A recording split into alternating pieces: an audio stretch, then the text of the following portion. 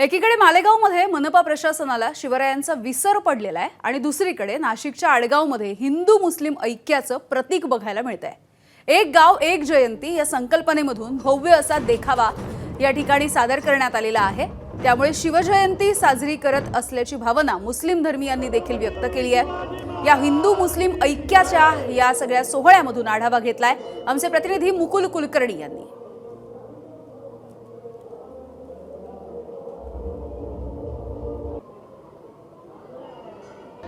छत्रपती शिवाजी महाराज यांची आज जयंती जगभरामध्ये साजरी होत आहे। सर्व ठिकाणी उत्साह आनंदाचं वातावरण आहे।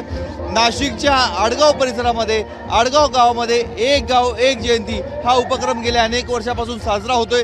तो याही वर्षी साजरा करण्यात आलेला आहे आणि त्याचबरोबर हिंदू मुस्लिम ऐक्याचं प्रतीक म्हणून या शिवजयंतीकडे बघितलं तर आपण बघतोय भव्य अशी छत्रपती शिवाजी महाराज यांची मूर्ती इथे साकारण्यात आलेली आहे।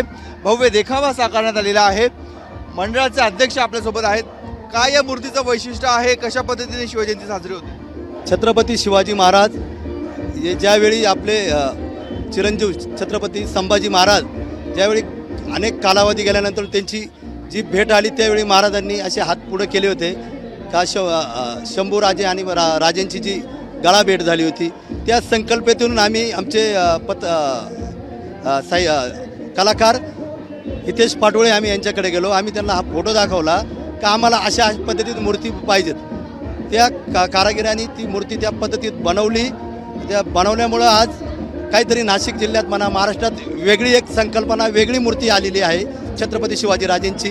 त्याच्यातून सर्व जनतेला एक आनंद आहे का शिवरायांची कुठेतरी नवीन एक प्रतिमा तयार झालेली आहे, पुतळा तयार झालेला आहे। एबीपी माझा, उघडा डोळे बघा नीट।